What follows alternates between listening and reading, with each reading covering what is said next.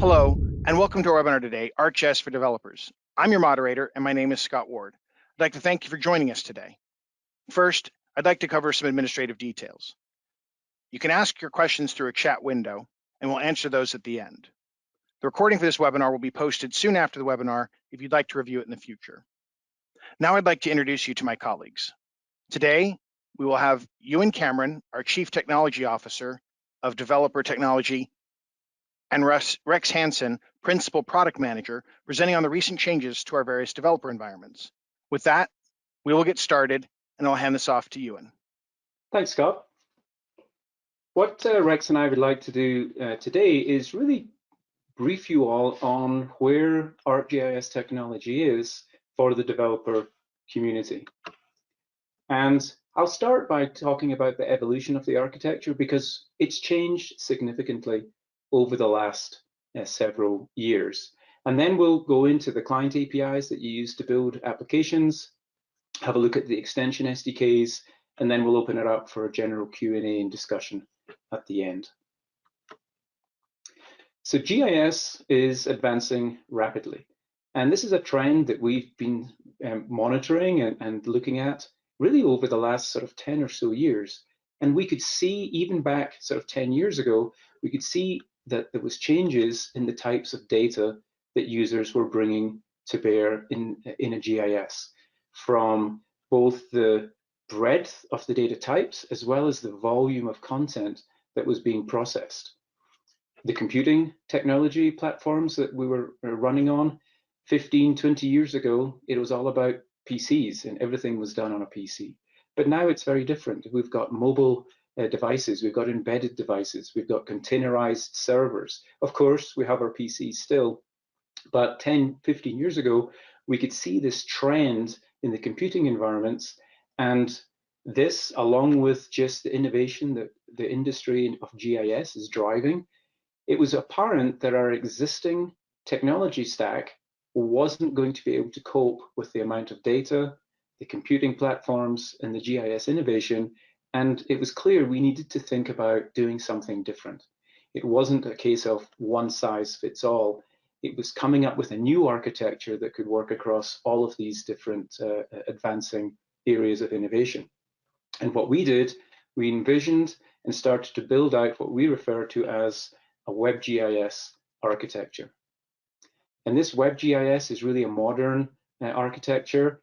It leverages web services at its heart, but it works for individuals, it works for teams, organizations, even groups of organizations that make up communities can all build on top of this WebGIS infrastructure. By definition, it's distributed, but also interconnected. And it really is a complete platform for sharing and collaborating and making sure that all aspects of an organization can leverage the capabilities from within ArcGIS. And this is a slide that I like to spend a little bit of time on because one of the things that we could see was being happening within an organization is that people were developing sequential workflows. They were building specific workflows for specific need. But what was actually happening is that these workflows were siloed from each other. And so they weren't, an organization wasn't working as efficiently as it could be. And you as developers, you've been doing this as well. We all were. We were picking a specific piece of technology for a particular problem space. That might have been ArcGIS technology. It might have been open source technology, depending on the needs. But the problem was they didn't really interoperate very well. Yes, of course, you can take data from one stovepipe and sort of ETL it into another stovepipe.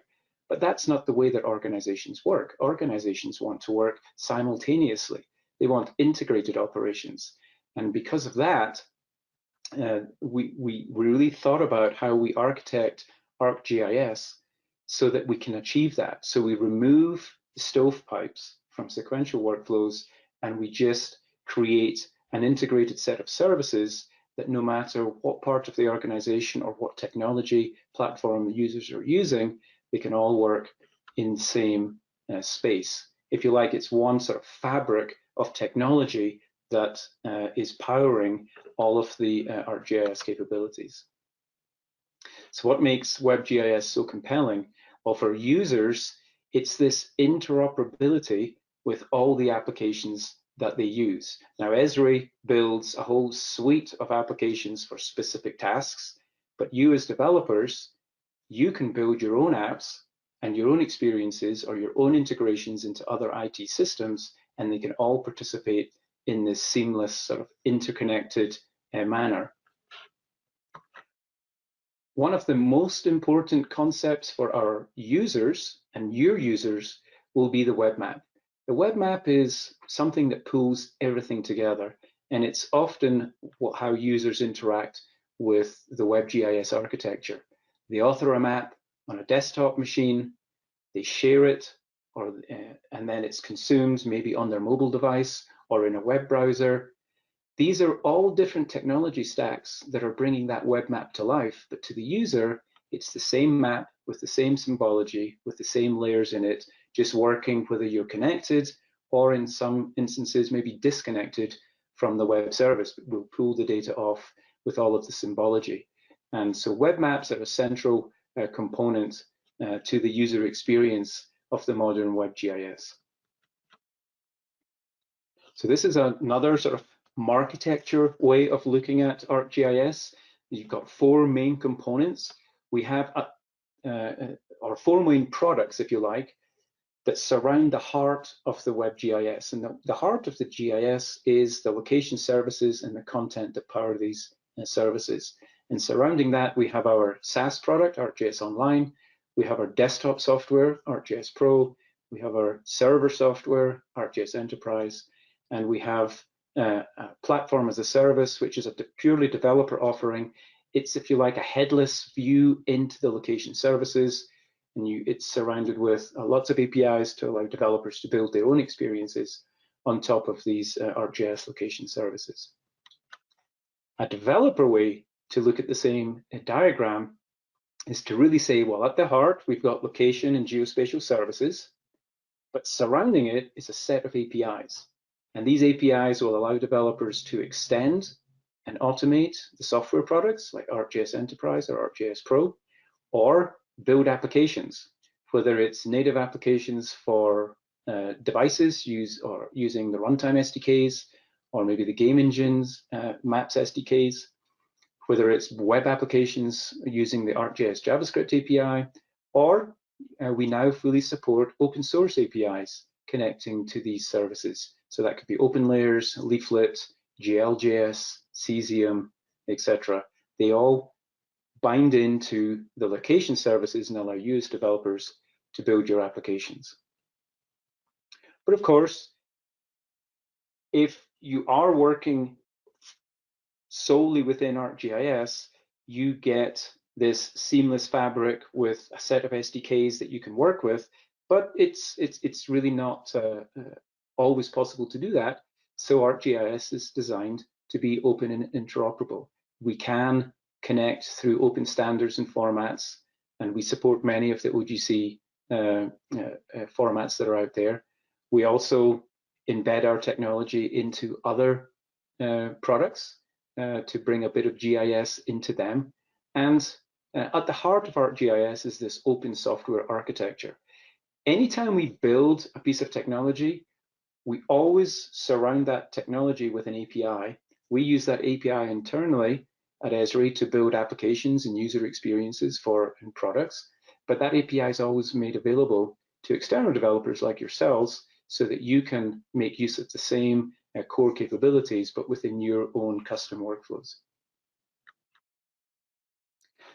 So when you're deploying ArcGIS within an organization, there's many ways that you can do that. Building apps is a great way of customizing the experience and supporting the workflows that your organization has. And there's many ways to do that. We'll get into the details in a bit. You can extend the ArcGIS products, the software products on the desktop or enterprise to add custom capabilities, and we'll talk a little bit about that this morning as well. You can integrate with external systems. The reality is, in many organizations, you'll do a mixture of all of the above.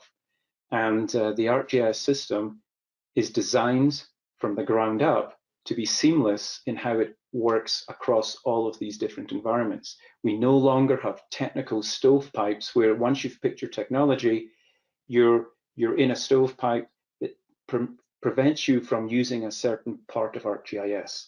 That's no longer the case. You pick the platform, you pick the API that's most appropriate for the problem that you're solving, and you have the assurance that all of the ArcGIS capabilities are available to you within that environment. So when you're building apps, one of the easiest ways to do it is to actually not write any code at all. We can use instant apps, which are, if you like, templates, where you author your web map, you put it into an instant app, configure a few widgets, and then you can deploy that to your users. You can use story maps, which are very, very popular as a way of communicating and sharing the results of analysis and map making with users. You can build dashboards, all from just configuring widgets to work with the data that's feeding into the dashboard. We have low-code builders for building applications. We've got two web technologies, the Web App Builder. It's really about building complete sort of self-contained web applications.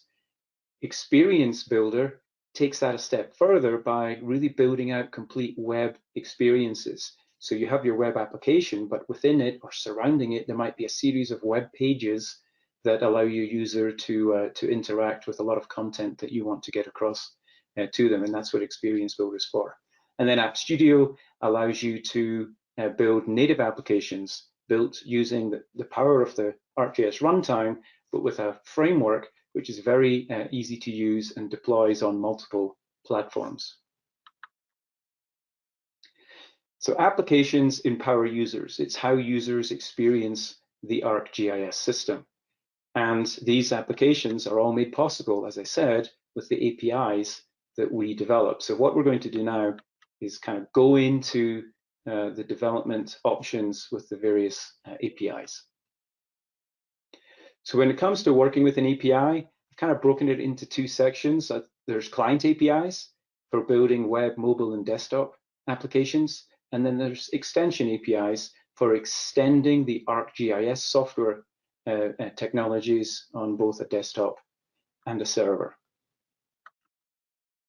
So for client APIs, we have our REST API. This is the lowest level API. It is the representation of all of the location services that power the new WebGIS architecture. And all of these location services have a REST endpoint and they have a REST API that you can use as a developer. And they're very popular. They really are extremely powerful, and you can get access to them whether they're being used on a hosted infrastructure that we have in the cloud, or whether it's being exposed through your own on-premise ArcGIS Enterprise set of services. But sitting above the REST API, we have the ArcGIS API for JavaScript. That's a fully featured modern JavaScript API. We also support open source web APIs connecting to these services. And we've engineered our services so that they work really well with these open source mapping libraries. And we'll go into a little bit more detail in a few minutes. If you're building native applications, we have our runtime APIs, and then we've got a Python API for scripting and automating and doing more data science workflows. But the important thing to stress here is our architecture has been developed to work great with these APIs, and all of these APIs have been, they're all new, written specifically to take advantage of the WebGIS pattern.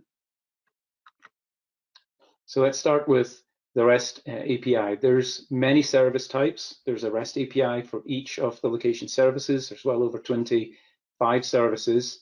They're really grouped into 4 subcategories. There's your core location-based services, things like base maps, geocoding, routing, etc. There's GIS-specific services to do some more advanced analysis operations. There's services for administering users and groups and your content that's stored inside of ArcGIS. And then there's a set of enterprise administration services for administrating the enterprise instance.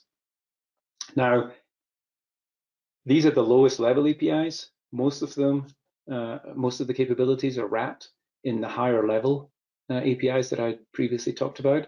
And that simplifies development, but at any time, the lowest level REST service API is available to you directly as a developer. So you may start, or you may do 90% or 95% of your work with a JavaScript mapping library, but you may just dip down into the lowest level REST endpoint to do something that's maybe not exposed in that higher level API. And that's definitely available to you as a pattern. So let's get on to the ArcGIS JavaScript API. It's a modern JavaScript API. It's not the ArcGIS JavaScript API of years gone by that had Dojo very much at it. There's no Dojo in the JavaScript API that we ship. It's all TypeScript compliant. It really leverages all the capabilities of the modern browsers. It makes heavy use of WebGL for rendering and WebAssembly for doing computations within the browser. And it supports 2D and 3D visualizations. And these visualizations are really driven by the data that you load inside of your WebMap. So if you've got data with lots of attributes, then you can use these to drive some really compelling and elegant user experiences. Built from the ground up, the team really thought about performance. And one of the critical areas of performance, obviously, is map display. And we really break that down into two components. There's how do we get the content to the browser? That's got to be efficient. And then once it's in the browser, how does it get rendered onto the screen? So to deliver content to the browser, there's two ways that you can deliver content. There's vector tiles, industry standard, and a very efficient way to deliver a sort of pre-processed graphics in tile format to the browser, where you can render them very efficiently. Or we have what we refer to as tiled feature services. This is where you're actually delivering the GIS content, the full fidelity GIS features, but you're delivering them in a tiled way, so queries can be cacheable and cached at various stages of the pipeline, whether it's on the server itself, within a CDN, or in the client. So we get very efficient delivery of GIS content. And because it's the GIS features that are being delivered, you can use all the attributes, you can do querying, you can edit, you can work with your data like you've always worked with it. It's just being delivered in a very efficient way. And once either vector tiles or feature tiles have been delivered, then the rendering using WebGL is extremely efficient on the client. So what I'd like to do now is share a video that Julie's recorded so you can get an idea of what's possible with this new display architecture.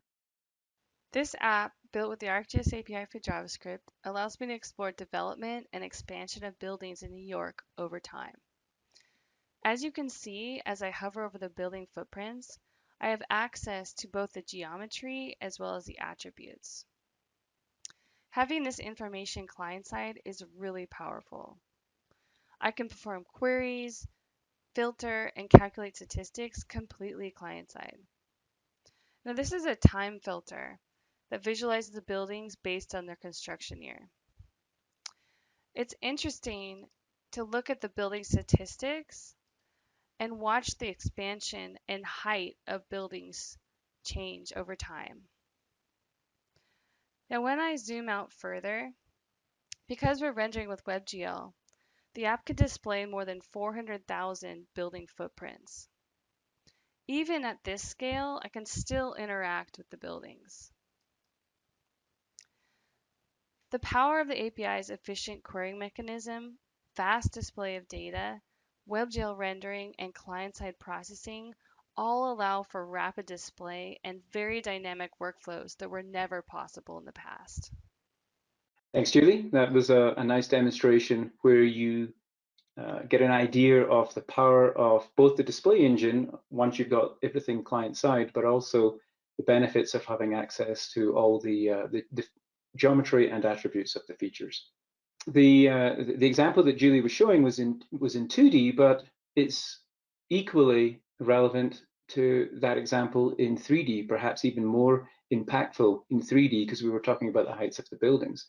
And the team's done a great job making the programming pattern very similar if you're building 2D or 3D applications. The vast majority of the surface area of the API doesn't change depending on how you view the content. So as a developer, you can write your application and very quickly you could change it from 2D to 3D or back to 2D, depending on the use cases that you really want to support.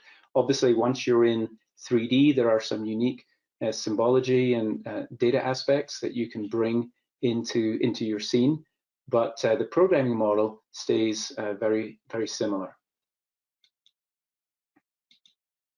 So what I'd like to do now is go back to Julie for another video where she's going to look at 2D and 3D and some of the data types that are available within the two different views. The ArcGIS API for JavaScript allows you to create visual stunning maps that tell your data story.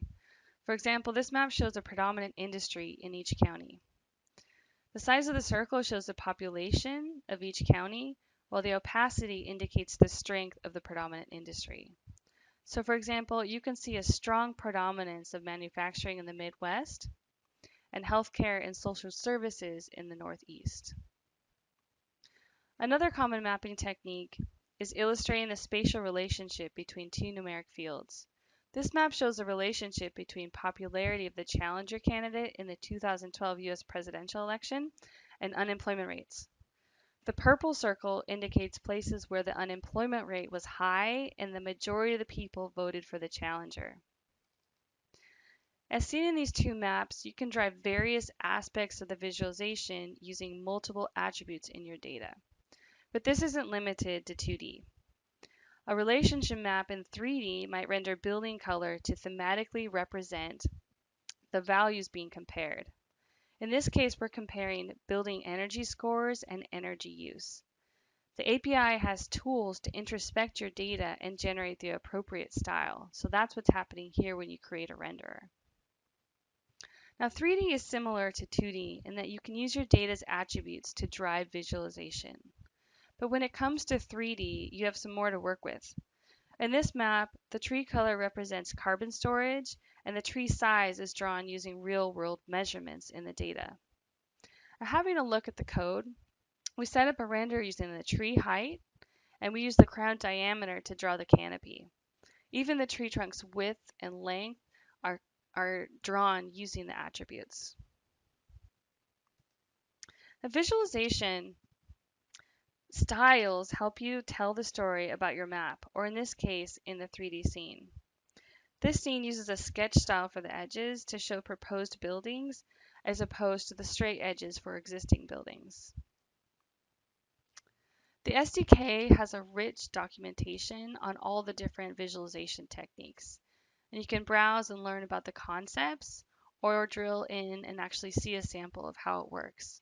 So in this particular example, we're looking at a simple heat map. Go to the sandbox and you can see the code for how it's implemented. While you can manually define any visualization directly in your code, you also have the option to use ArcGIS Online or ArcGIS Enterprise to create a web map or web scene inside an authoring environment. So here you'll see that same map in ArcGIS Online in the map viewer. And what I can do is actually just bring that map in via the ID. So if I replace this WebMap ID and refresh the page, it's going to load that same map that we saw in ArcGIS Online. And here you'll see this is all the code I need to generate that same map, including the same pop-up. The API is fully integrated with the WebGIS. One of the benefits of using a web map or web scene is you can define it once, and any app that uses it will have a consistent visualization and experience. Updates to that web map or web scene will be carried across anywhere it's accessed. We've looked at how you can visualize your data in both 2D and 3D. And actually, these 2D and 3D apps were built with a single API. Let's have a look at a very simple 2D app that allows me to filter temperature values and zoom to the extent of the selected values. In the code, we're simply loading a feature layer. We create a layer list so the users can choose between the temperature values. And then we're using definition expressions to create a filter between the different values. And then finally, we zoom to the extent of the results. Now this is all done in 2D, but if I want to do it in 3D, I can simply change a map view to a scene view and then refresh the page, and everything just works. The API was designed to share as much code as possible between 2D and 3D. Now some developers even build apps with a 2D view and a 3D view. It's all up to you and the story you'd like to tell with your data. Thanks, Julie, for that demonstration. I think you got a good idea on what's possible with 2D and 3D, but also the programming patterns and how similar they are. And it's a very quick change to go from a 2D view to a 3D view, as Julie showed. We've spent quite a bit of time talking about the visualization capabilities of the JavaScript API, but it's not just visualization, it's about analytics. And the JavaScript API supports both client-side and server-side analytic operations. For client-side, we have local engines. We've got local engines to do geometry operations, to do projection on the fly in the client. We even have a SQL engine that runs in the client, so you can perform SQL queries on the data that you've retrieved from the server. And these are implemented using WebAssembly, so the performance is near native in terms of how fast the geometry and reprojection happens on that client.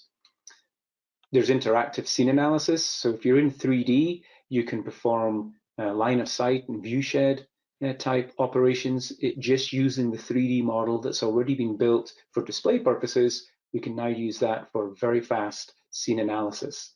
And finally, of course, it's the JavaScript API. It connects to web services coming from ArcGIS. So we support all the server-side analytic capabilities that go along with ArcGIS, with, for instance, network analyst and geoprocessing being two examples. And finally, the team that builds the API, it also builds a set of user experience components that are ready to use that you can incorporate into your applications. There's well over 40, there's probably 50 of these widgets now. They're designed to be a sort of mobile-first design principles, so they work great if you're viewing your web application on a mobile device, all the way up to full-scale desktop sizes. The experience is really, really good. And the team's done a great job of separating the business logic, if you like, the JavaScript code that makes the requests to the web services or works with these local engines that we've been talking about over the last 2-3 slides, separating that logic from the actual user experience. And so you can customize them using your own sort of CSS style, using a sort of a SASE environment. And so you can take the widgets ready to use out of the API with very little work and build applications, or you can really just keep the business logic and layer on top your complete styling environment on top of that. So that was our fully featured ArcGIS JavaScript API, but we understand that developers have choices when it comes to mapping libraries, and they have favorites as well. And we've done quite a bit of work with our services to make sure that they work well with other mapping library technologies. You may have a favorite. There's a lot of people like Leaflet, for instance, for its simplicity and ease of use to get up and running. Other people prefer sort of Mapbox's or MapLibre's GLGS because of some of the performance work, and you just have preferences. And so it was important for us to allow you to bring these preferences to the ArcGIS web architecture. And so now you can use Leaflet, OpenLayers, Mapbox.gl.js, CZM.js to connect into ArcGIS services and build great web applications with them. And you can get, there's lots of tutorials and documentation on how to do that in the developer's website. You can see the URL at the base of the slide there. With that, that wraps up the web API portion of this talk. What I'd like to do now is hand over to my colleague Rex, and he's going to take us through a tour of the runtime APIs and what's possible with them. Over to you, Rex. Great. Thanks, Ewan. So yes, I'm going to talk about a couple of our native SDKs. First, we'll talk about the ArcGIS Runtime APIs. So let's dig into what ArcGIS Runtime is, and I'm going to describe a set of high-level benefits that really makes Runtime valuable and unique within the ArcGIS system as part of ArcGIS platform. Developers use ArcGIS Runtime SDKs to add map visualization and geospatial capabilities to native apps. Now, this is designed to empower app users to do all things spatial, from simple map display and navigation to editing to sharing of geographic data to advanced visual analysis. Now, ArcGIS Runtime is designed to deliver the best mobile experience in the market today. As it's built on native technology, Runtime can take advantage of GPUs and device resources to deliver high performance, high fidelity 2D and 3D mapping experiences. Runtime APIs are refined to give developers the tools they need to build solutions for simple and sophisticated workflows. Runtime SDKs also power offline workflows. So Runtime not only supports local access to a wide variety of vector and raster data formats, it really takes advantage of the convenient tools and services within the ArcGIS system to deliver data and packages for on-demand, pre-planned, and desktop workflows. It includes local geospatial analysis tools to compare and modify geometry, locate, route, determine line of sight, visualize viewsheds, all designed to deliver a complete 2D and 3D mapping experience offline using local resources. Runtime SDKs support multiple platforms. They can integrate with the most popular developer environments so that our users, really our developers, can use the programming language of their choice to deliver apps that target both desktop and mobile operating systems with confidence. And lastly, the Runtime SDKs integrate with the ArcGIS system. Now, we know that the ArcGIS system includes ready-to-use data and services, provides powerful tools to create, manage, stylize, host, and secure geographic data, maps, and workflows. The Runtime SDKs are specifically designed as a premium set of APIs to work seamlessly with all parts of the ArcGIS system, from ArcGIS Pro to ArcGIS Enterprise to ArcGIS Online and ArcGIS Platform. Ultimately, Runtime is designed to deliver the best mapping and mobile experience possible, online or offline, in 2D or 3D, across multiple operating systems and device types. Now, we've often been asked, why build a native application? Now, there's amazing web technology available today, and we just saw some of that demonstrated by Ewan. And you can build some highly functional, rich web applications that perform great on mobile devices or desktops. Why deal with the extra complexity? Well, we feel that only native applications can deliver the best performance. Native SDKs allow you to get closest to the hardware that you're running on, and ultimately that will determine performance. You're not running within the sandbox of a browser. You're not limited to the functionality that the browser exposes. Not only are you using the Runtime SDK, but you have access to other native SDKs that enable you to take full advantage of the device, its resources, and its peripherals. So one of the notable benefits is the ability to debug fairly advanced scenarios and workflows with rich developer tooling. Now, I've heard this reported by a number of native developers really unable to achieve the same experience debugging in a browser. But perhaps the most important benefit is the ability to work offline, disconnected, and use local data and analytics. Our JavaScript API is great. It's a rich API, but it's designed to work online in a fully connected environment only. ArcGIS Runtime is designed from the ground up to work in both connected and disconnected modes, online or offline, with access to local data and resources. So what ArcGIS Runtime SDKs are available today? We deliver SDKs for Android, iOS, Java, Qt, and .NET developers. We support use on Android, iOS, macOS, Linux, and Windows platforms. The development platform determines which operating systems we support.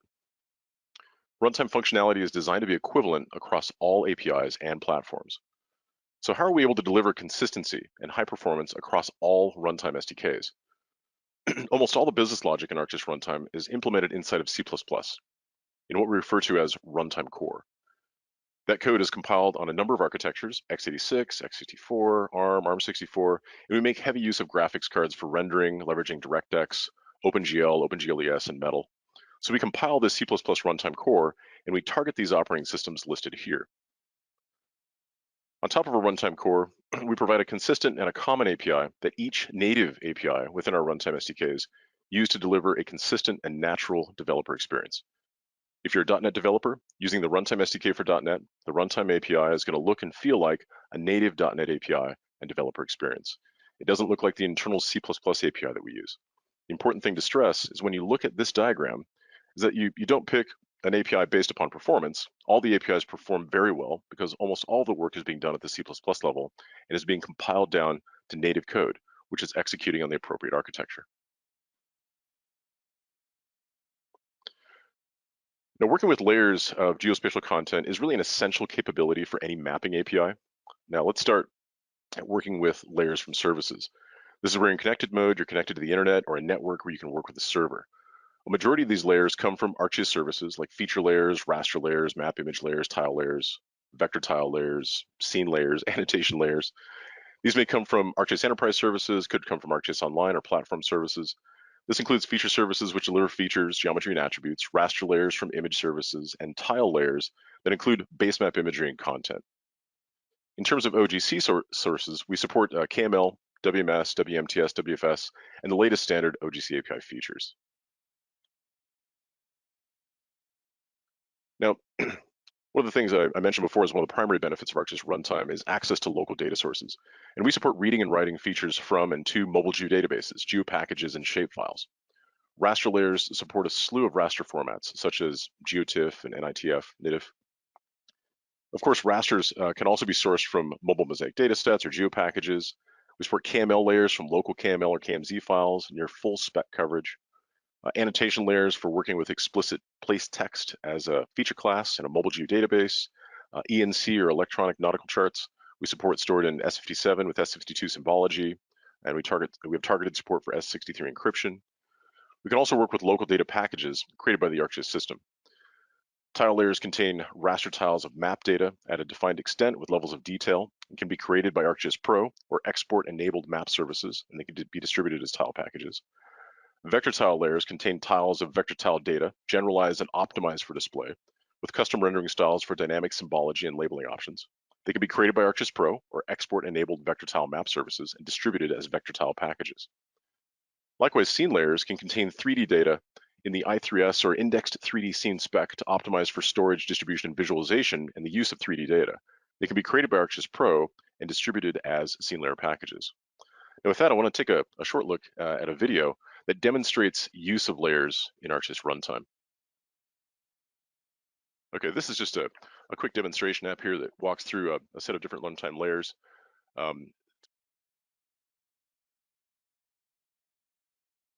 So first we're looking at vector tiles online through a service, and you can see that data is drawn at the highest resolution the device can handle, no matter how we're zooming in or what we're zooming in to see full levels of detail. We can change styles on the fly using the same content. We can also use a vector tile layer from a package, a VTPK, in this case a subset of vector tiles exported from a service in a package, and we can change styles on the fly there as well. Next, feature layers store feature geometry and attributes through online feature services and local data sources. So in this example, the feature layer is coming from a feature service with feature tiles, which enables the service to display data in highly compressed binary packages for efficient access and display on the client. Individual features are represented on the client, so you can interact with them, you can select, identify, and even edit. Now, Runtime, of course, includes raster support from an imagery service, but also local rasters for use in the field, offline. Let's talk a little bit about our support for OGC. We have support for many formats, WFS, the new OGC API feature standard, which we'll see here, interacting with features and returning attributes. WMS layers, in this case, dynamic weather data. And WMTS, WebMap tiled services. Now this OGC also includes local geopackages, which store both vectors and rasters. So Runtime supports using and manipulating content on the fly, editing features in a geo package. We support KML, both as a service and a local file. In this case, we're showing a KML file in a scene, not a map, so this data is 3D enabled. And we're showing flight and noise data in the European theater. Now let's switch quickly to support for ENC. Again, electronic nautical charts. This is based on S57. Of course, we do support S63 encryption. You can see extensive support for ENC data as vector data. So we get crisp, responsive rendering, and we can modify styling on the fly.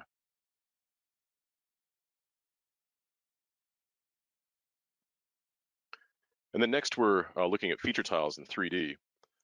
Here with cities across the US. Again, efficient delivery and use of features in 3D.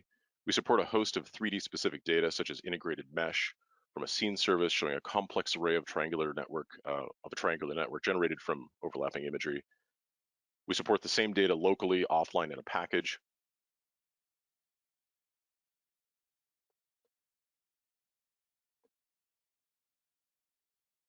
You can see the crisp rendering and the responsiveness as we navigate working with this optimized 3D data. And then the last layer we show is another 3D scene layer type, LiDAR data stored and displayed in a point cloud with over 100 million points in a local scene layer package. Responsive, crisp, easy to navigate.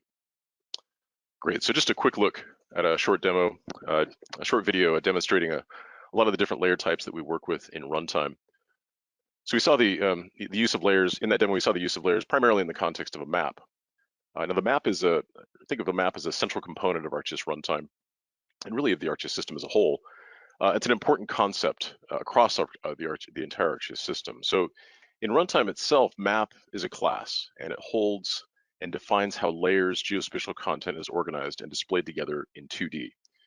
It contains layers that represent base maps to provide geospatial context, such as imagery or road features, operational layers, which contain subjective, dynamic, or even often changing content used in analysis or decision making.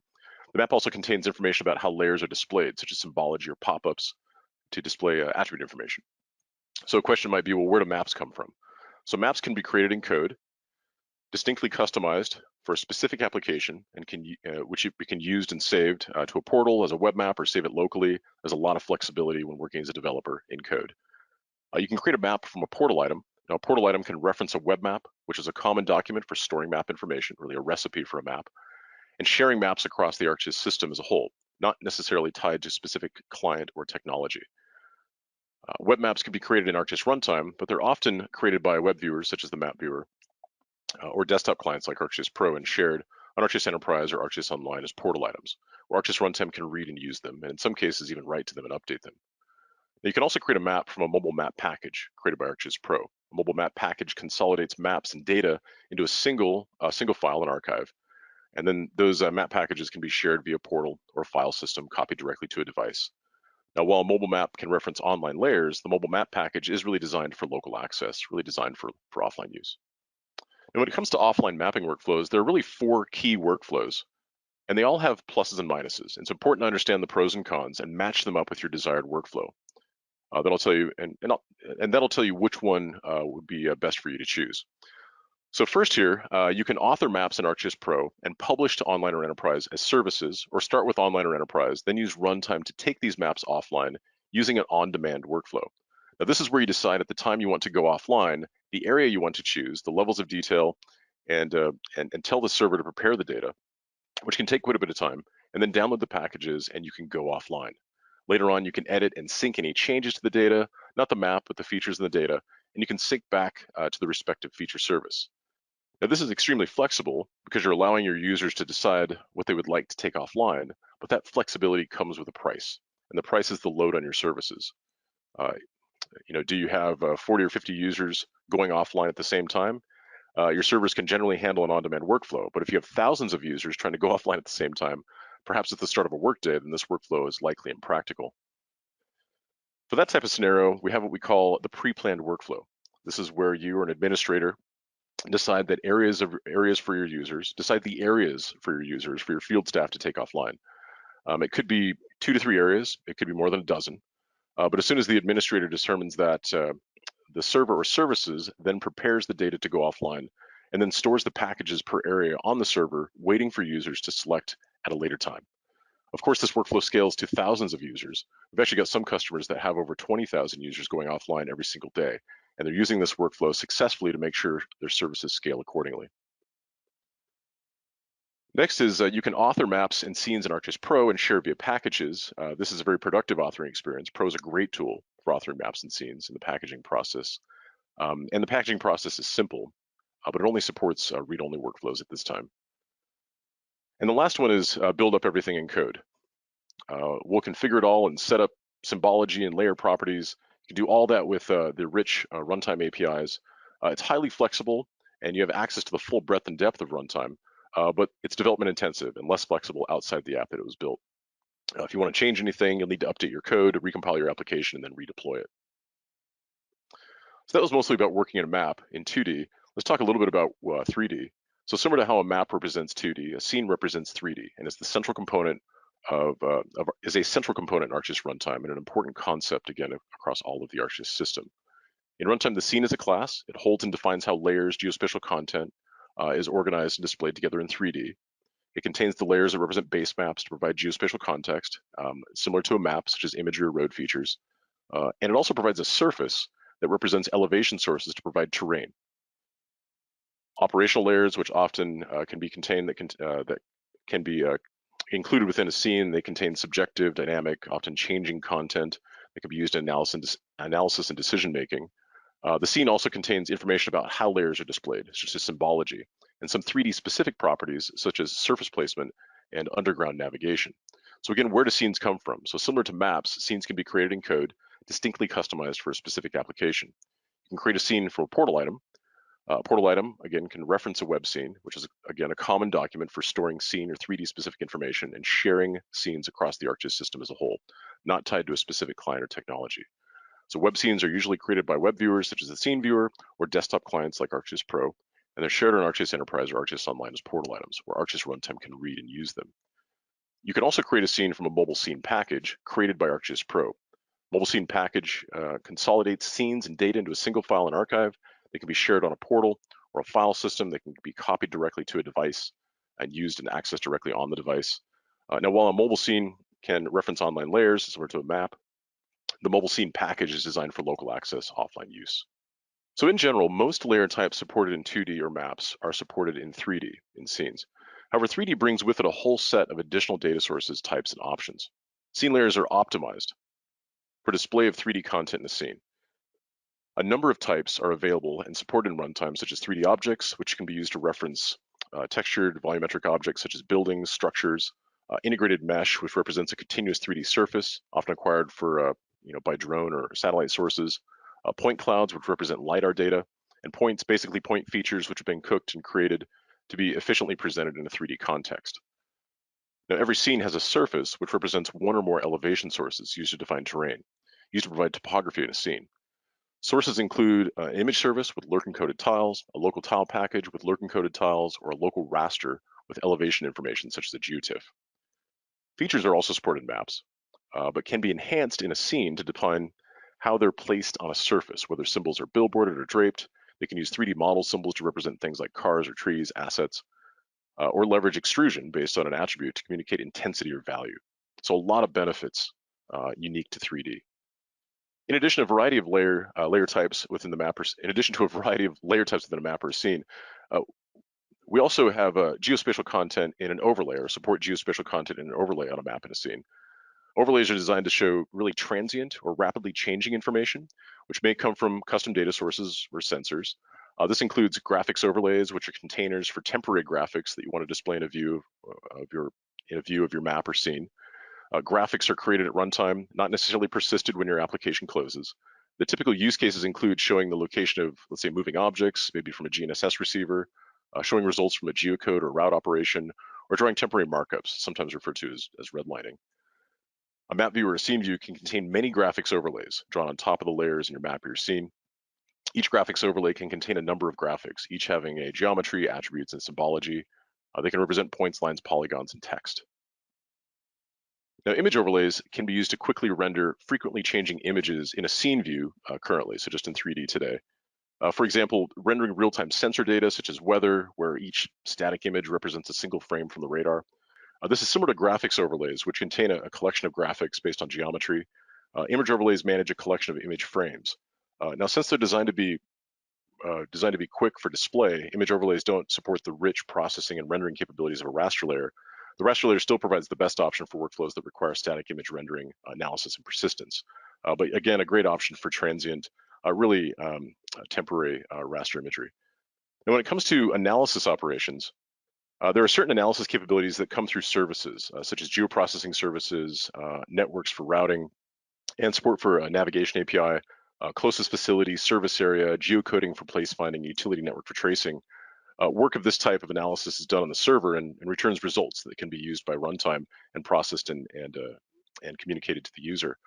We can also take advantage of similar analysis through a local engine within Runtime C++ core. Now, this includes things like geometry to perform basic operations like distance, densification, reprojection, but also local network and geocode operations, which can be used offline.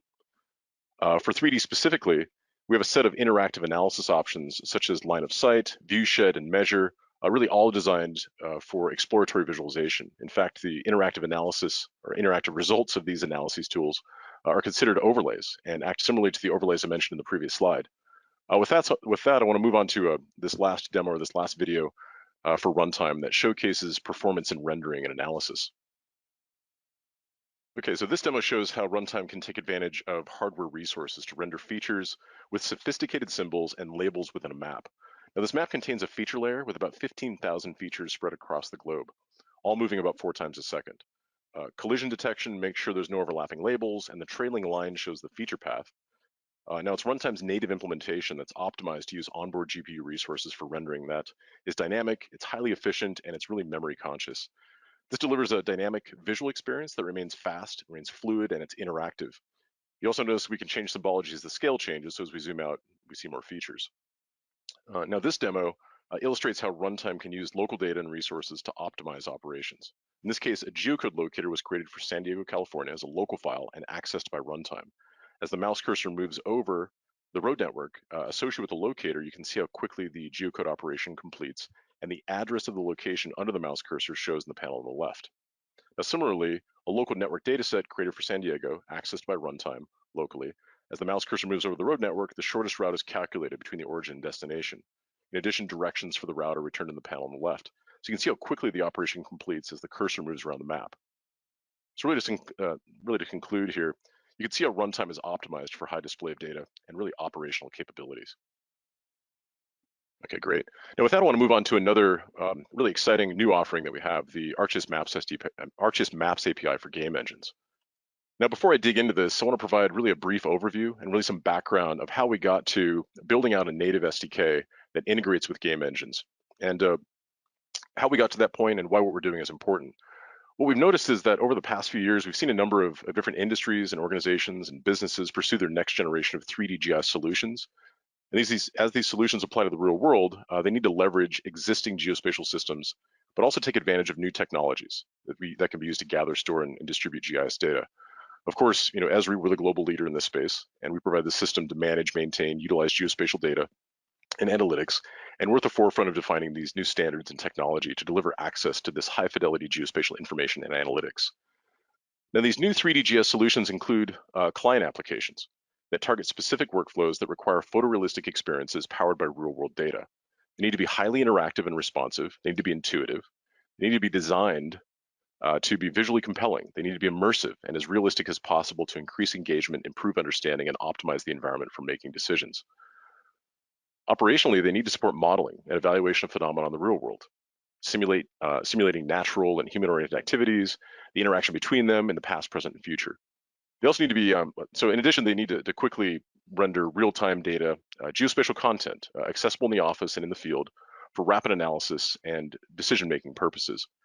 Now, a number of sectors and organizations have really already embarked on this effort, and they're pursuing targeted solutions founded on game technology. Now, this is really more than just gamification of GIS solutions, which is basically the use of game-style interaction patterns to drive and empower users of software. It's the use of game engines to build this next generation of 3D GIS clients and experiences on new devices with new expectations. So there is other client technology out there in the web and native space. We've seen already quite a bit of that presented today to build out new 3D applications. So why are game engines important? So as game engines have targeted gaming experiences, it was essential that they deliver high performance, premium rendering of content with fast and fluid interactions to meet and compete in the gaming space. The highly competitive nature of the gaming industry helped push game technology and associated content and hardware to the limits of their abilities. Now, as such, years of development have been invested by successful game engine vendors to build out these premium, high-definition rendering pipelines to deliver simulated world experiences, optimized for multiple platforms and form factors. Of course, to build a more immersive and compelling experience, game engines have invested heavily in systems and APIs to simulate the real-time interaction and movement of real life. The introduction of high-fidelity assets, physics engines, animation properties, atmospheric water, and other special effects has enabled some game engines to deliver these beautiful, photorealistic, cutting-edge visuals that appear and can operate nearly identical to the real world, really a digital twin. Game engines also provide support for targeting a wide variety of desktop and mobile platforms and dedicated specialized hardware. So part of this next generation of 3D GIS solutions include business use of headsets dedicated to extended reality workflows, such as HoloLens or Oculus Quest. Game engines are built to support the responsiveness, frame rates, and fidelity needed to power these experiences. And last but certainly not least, successful game engine vendors have existing developer programs and communities. They've got help doc, forums, tutorials, they've got talented individuals and organizations that know how to use the technology and are available to do the work. Now, with that in mind, we are delivering the ArcGIS Maps SDK as a developer product that integrates with the two market-leading game engines, Unity and Epic Games' Unreal Engine. The ArcGIS Maps SDK for Unity and ArcGIS Maps SDK for Unreal Engine are currently available in a beta program where they're distributed as plugins. These products provide the foundation for bringing GIS to game engines through two important features. First, support for local and global 3D experiences through a scene, which provides the geospatial context to display and interact with geospatial data and honor real-world coordinate space. And second, they provide UI components and APIs to access ArcGIS services and local data packages. Current data sources include ArcGIS raster tile layers, scene layers, and elevation layers. Of course, we plan to add support for more ArcGIS data sources in the future. I'd like to show a brief video of some of the research and development efforts we've done here within Esri to showcase some of the capabilities of the new Maps SDKs. So this first demo here, this brief video, we'll see really this sort of crisp and quick photorealistic experience of looking at ArcGIS platform base map imagery and elevation data and this global flyover experience. We can also use the Maps SDK and game engines to create these fly-through experiences, fly-through of a landscape, in this case, the Grand Canyon, for ground level experiences. We can show topography and water, combined with light and atmospheric effects that come from the game engine. Game engine developers or developers that use game engines can work with custom shaders to deliver more advanced visualization. And as a developer using a custom shader, you can accentuate geospatial data coming from the ArcGIS Maps SDK to draw out edges of the landscape and combine with operational information for a more compelling experience. Likewise, we can customize the look and feel of landscapes for artistic experiences. We can see the original data here on the right and the artistic impression of Van Gogh on the left. These visual changes and enhancements are applied dynamically at runtime.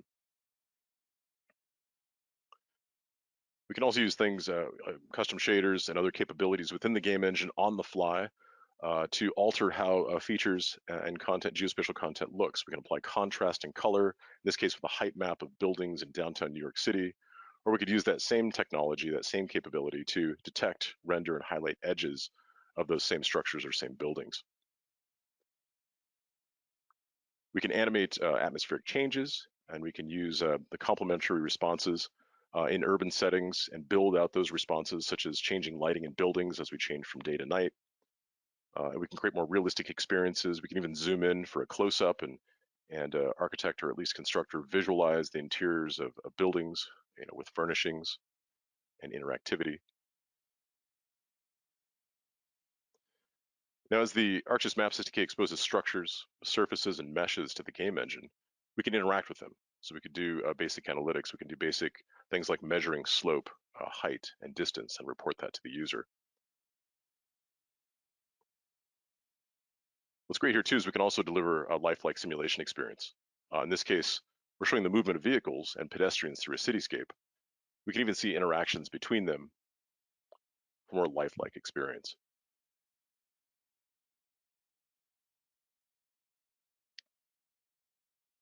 And finally, in this last clip, we show a compelling visualization that simulates what a drone delivery experience might be like in an urban setting. Different areas in which they can fly, different charge spots, and also modeling flight paths from a drone hive, detecting potential collisions in air, and adjusting movements on the fly.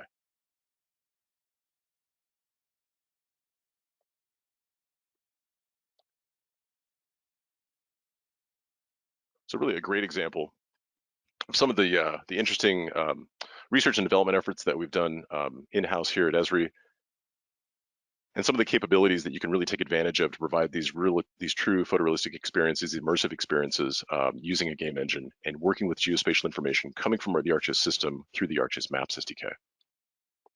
Now, I want to finish on this slide with just a reminder that this product, the ArcGIS Maps SDK, is currently in beta, and that our beta program is open to the public. The link to join is available in this slide. Any feedback on the ArcGIS Maps SDK deliverables, beta, or pre-release, or any questions on our developer efforts with game engines can be handled in this beta program in the user forums or the feedback channels. Also, feel free to use the beta program to share details about any use cases you'd like to target and discuss. The current release is a pre-release. It was made available in the beta program in October, a few months ago. The first production release is scheduled for early Q2. Basically around April 2022. Of course, this is subject to change, but we're excited to make this available soon to our developer community. So what I'd like to do now is talk about the final client API, which is the Python API. And the Python API, we use that, or users use that to perform data science operations. They often use it to script and automate actions against the WebGIS, or perhaps perform some system administration tasks like adding users or groups to organizations on ArcGIS Online. I think probably the biggest use case, and it's certainly growing significantly, is using the Python API to provide answers to questions through data science. And so what are the type of questions that you might be asking? Well, the obvious ones are what happened, where, and when. These are classic GIS questions to ask, but using some of the capabilities that are now inside the Python API, we can start to ask more questions of the data, as in why did it happen? What will happen, where, and when? Because ultimately, the question that we're all trying to answer with many of these situations is, what can we do about it? And using the Learn module inside the Python API with the deep learning options, you can really start to ask some of these very sophisticated questions on the data that many of your organizations already have access to. The most common way for a user to work with the Python API, it's not the only way, but it's certainly the most common way, is through a notebook. And notebooks are just built into ArcGIS. It doesn't matter if you're in ArcGIS Online in a web browser, you'll have a notebook available to you. Or maybe you're using ArcGIS Pro on the desktop, there's a notebook available to you. And it's really the way that data scientists and GIS analysts will interact with the Python API. And deeply built into these notebooks are its capability for machine learning, deep learning. It's where you can build your models, you can train the models on test data sets, and once you've got your model trained, you can run it on the sort of a large quantity of data.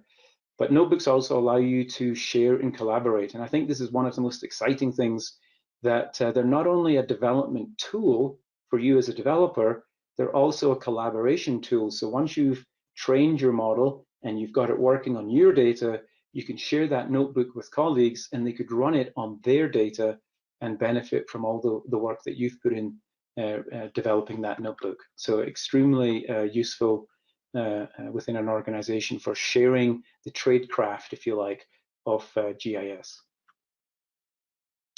So what I'd like to do is pass over to Rohit, and he's got a great demonstration that brings the power of the notebook within ArcGIS, as well as the Learn module and deep learning to solve some real-world problems. Recent advances in deep learning have enabled computers to achieve superhuman accuracy in classifying images. This video shows how a data scientist can train a deep convolutional neural network and use it for detecting not cats and dogs, but objects in satellite imagery. I'll show how a data scientist can use the ArcGIS Python API and train a detector to find sites where surface-to-air missiles, or in short, SAMs, are deployed. Let's get started. The first thing that deep learning needs is labeled data, lots of it. It works best if it has thousands of images that it can train on. That's where ArcGIS comes in. With its rich collection of Esri curated content, as well as data shared by thousands of users worldwide, I'm sure to find what I'm looking for. Today, it's location of SAM sites across the globe. Next, I need high-resolution satellite imagery. Not a problem, I can use the Esri World Imagery layer. Then, it's a simple matter of iterating through the SAM sites in this layer, getting their locations, and exporting image chips for training my deep learning model. This is what my training data looks like. Here are the SAM sites that the model will learn to recognize, and here is the folder with the negative samples. That's the areas that are not SAM sites. Now I can begin training the detector in this notebook with a deep learning library called FastAI. I've pointed this notebook to use the image chips we just saw. And I'll use a technique called transfer learning to train my deep neural network. I'm using ResNet, a pre-trained convolutional neural network that was trained over 1 million images of everyday things, and fine-tuned work with satellite imagery instead. A few training loops, around 5 lines of code, and I already have over 96% accuracy in recognizing the SAM sites. Let's look at how well the classifier works on my validation set. Here are some images that were correctly classified, and here are some SAM sites that could not be caught by my model. The most correct ground, the images that most look like SAM sites to the classifier, and some examples of where the classifier could have done better. Some of these SAM sites are hard to recognize even for me, but I think we can do better. I can choose better hyperparameters like an optimum learning rate and do data augmentation. That is, randomly flipping, zooming, and rotating my images so that the classifier can work with my relatively small training set and generalize better. This is what the images look like after applying these transformations. Next, I use relatively recent innovations in deep learning, like using stochastic gradient descent with restarts and differential learning rate annealing to carefully train the earlier layers of my pre-trained model. A few more iterations, and now I have a model that is state-of-the-art at classifying SAM sites. My training is done, and I can save the weights that my model has learned. These will be useful when I deploy this model for predictions. Using test time augmentation, I get an accuracy over 99.6%. What does that mean? Looking at the confusion matrix, it means that I just got one wrong when classifying the ground and missed 2 SAM sites from my validation set. These are the 3 images I got wrong.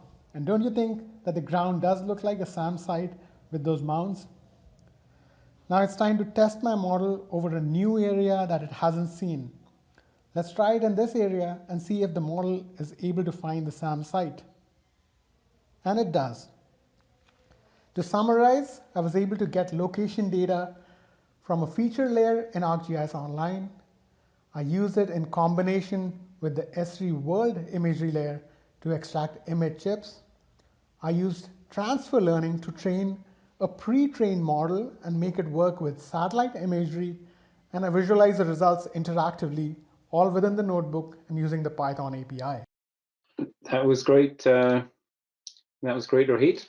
So there you saw Rohit using a notebook to create a model, train the model, and then execute the model, the trained model, on some data that it had never seen before. So that wraps it up for the client APIs. Next, I'd like to just quickly cover extension SDKs. So with the extension SDKs, they're used to extend our software products, ArcGIS Pro on the desktop and ArcGIS Enterprise on the server. So starting with Pro, actually you can customize Pro without writing code through tasks, or you can automate operations using Python within geoprocessing. But if you want to really take over or add to the user experience, we have the Pro SDK, which is a Microsoft.NET based SDK. It's again a brand new API SDK designed to work with Pro and the WebGIS. And there's really two extensibility patterns for working with this SDK. There's add-ins, which allow you to put new buttons on the ribbon, or there's solution configurations, which allow you to take over the complete framework, if you like, of ArcGIS Pro to build a totally custom experience. When it comes to add-ins, they're very easy to create, and they're extremely easy to share and deploy. And so you can, when you've compiled your add-in, it goes into a zip file package with an Esri add-in-x extension, and then users can just download that and load it directly into ArcGIS Pro. As an administrator, you can configure the instances of ArcGIS Pro within your organization to allow add-ins to be installed, to allow add-ins that are only licensed or secured from specific vendors, so that you've got some control over the add-ins that your users are installing. But as a developer, it also gives you confidence that the add-ins you're distributing are being distributed to the correct set of users. With configurations, we really just open up the framework that we use to build ArcGIS Pro to you as the developer, from the start screen all the way through to all the ribbons and the commands and tools on the ribbons. They're all available for customization. So you can really build a completely custom solution, but based on the core technology that's powering ArcGIS Pro. For ArcGIS Enterprise, we have two types of extensions that you can create. There's server object extensions and server object interceptors, and these allow you to put custom capabilities into Pro-based services. So what do I mean by Pro-based services? These are services that you've published using ArcGIS Pro to your enterprise instance. And the SDK is available for Java and .NET developers. A server object extension actually extends the REST service that you're deploying the extension for. And so what you're really doing is you're using the server and its infrastructure to manage the life cycle of your extension, but you're actually adding new operations to the REST endpoint. And so once you've deployed your extension, you need to write custom code to exploit these new operations that are sitting alongside our existing service endpoints. With a server object interceptor, you're not changing the REST signature of the service, but you are injecting custom capabilities into the service itself. Maybe you want to add additional security features before a request is met. So you could do that with a server object interceptor. Or another common use is you might want to watermark an image on a map based on the user who's accessing the service. That's all possible with a server object interceptor. They're really popular because they don't change the signature of the REST endpoint. All of the existing clients that talk to that service, our clients or your custom built clients, they just continue to work, and it's only your custom code is executing solely within the instance of the server. Hopefully, you've all got a good impression from the presentations this morning that the ArcGIS technology has evolved, and it's evolved significantly over a period of time. It has taken us, well, actually, it's been up to 10 years from the moment that we started this transition into the WebGIS pattern, but it's now fully in place. All of the developer technology is leveraging the core architecture of WebGIS. It seamlessly integrates your applications between modern compute environments, mobile devices, web browsers, embedded devices, devices at the edge. They're all working with these web services so that you can build out the custom solutions that you need. And possibly most important, is open to developers. There's an API that you can use to get access to the capabilities to do what you need to do. So with that, I want to thank you on behalf of Rex and myself for taking the time. I know it's very valuable, your time, but it's been a pleasure to share where we are with our technology.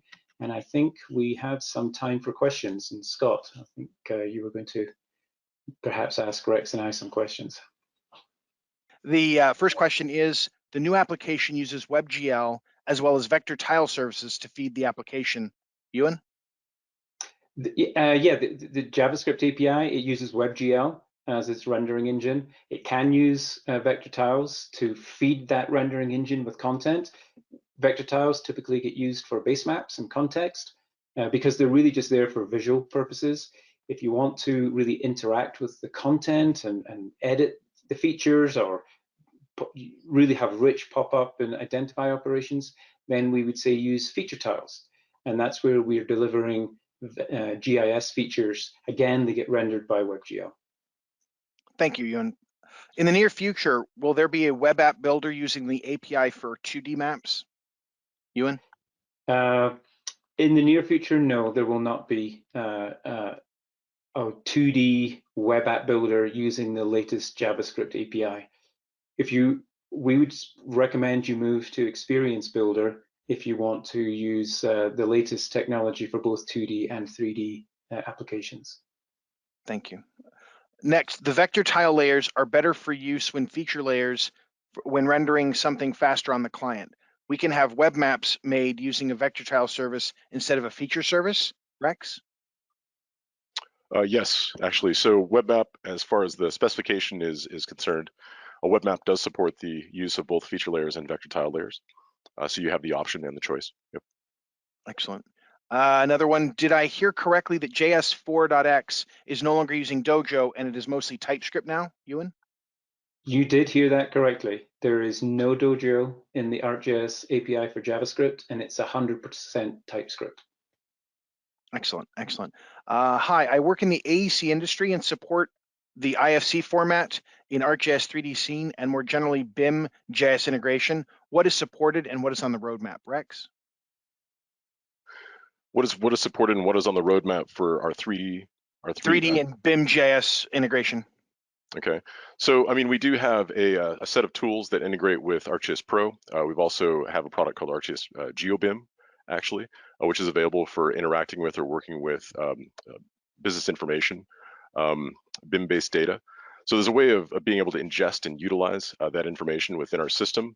We also, with respect to 3D data specifically, we have the I3S format, which is designed specifically to be able to use across the ArcGIS system. It's an open standard, but we've built clients and capabilities within our products to be able to ingest, create, and distribute 3D data effectively. And so that might involve some conversion there into formats that are more integrated within the ArcGIS system. But there's a variety of tools that are available there, and we continue to move forward on supporting the AEC industry in a variety of capacities. Yeah. Excellent. How long will Web App Builder Developer Edition remain in development and support, Ewan? The life cycle of Web App Builder is tied to the life cycle of the APIs that it's based on. So in the case of if you're using for Web App Builder, because it's using some parts of it anyway, the older JavaScript API, there's a life cycle, and I can't remember exactly what the life cycle is, but it's on the public website. But the two are tied. The two are tied together. Okay. Next, I have does REST Esri services can be used in with Salesforce data? So the beauty of the REST services that are powering the ArcGIS system these days, you can pull a REST service into any other environment, and you could do that using one of the client APIs, whether that's the JavaScript API or maybe it's Mapbox's GLJS client library. If that's the API that you're using within Salesforce, you can use that to reach into the base maps and the mapping content and pull it together. And we've got, we actually, Salesforce are a partner of ours. They do reach into our services and pull them into their application themselves, but there's nothing to stop a developer building a Salesforce plugin that reaches into our REST endpoints. Excellent, excellent. Do you plan to support Blazor.NET Core technology, Rex? Not at this time, but we're always open to opportunities. So feel free to reach out with any use cases. All right. Will all functionality from the Web App Builder Development Edition be available in the Experience Builder, Ewan? The team is working on moving it's taking some time, but moving as much of the functionality across as possible. You may not get 100% of the widgets pulled across because the team feels that there might be a better solution for that, maybe in the core technology that's just available. So all the relevant widgets, the ones that are not replicated elsewhere in the ArcGIS system, the team is planning to move them across, yes. Excellent, thank you, Ewan. Is there any plan to support offline web apps, Ewan? So I'm assuming the question is supporting building offline applications using the JavaScript API. And if that is the question, there are no current plans to support the JavaScript API in an offline mode. We feel that the runtime APIs provide the best experience for building offline applications, and that's where our focus is. Okay. Next, I have, how difficult is it to integrate GIS REST services with SAP? It's no more difficult integrating GIS or ArcGIS REST services than any other REST service. So if you're familiar with working with REST as a technology, and you're familiar with working with SAP, you'd be well set up to integrating the ArcGIS REST endpoints and the services into your application and solution. All right, and time for one more question. Can time series cube and related outputs be visualized from Web App Builder based apps or through ArcGIS Online? And that's for either of you. Rex, you want to try to take that? Interesting. I'd be curious to find out I guess the first part there would be, how would they be ingested into the system? Like, are they looking at bringing in that data in some capacity that we could consume it and utilize that within the system as maybe a standard layer type or format? I'm trying to think. This might be related to. It might be related to sort of voxel support. Voxel, yeah, voxel. That's what I was trying to think of. Yeah, voxel. Yeah. For that volumetric type data. And the first implementation and the first support for that is within ArcGIS Pro. But like everything, once different technology stacks will support different aspects of functionality at different times.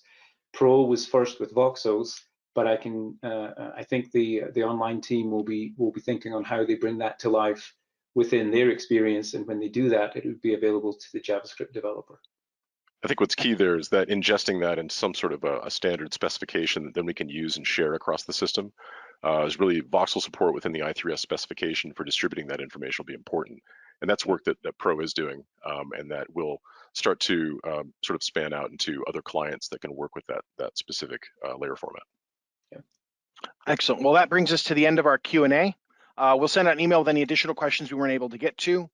Please note this is part one of a two-part series. Our next webinar is on February 3rd and has a focus for developers doing national security applications in the operational environment. Thank you for your time today, and I hope you have a wonderful rest of your day.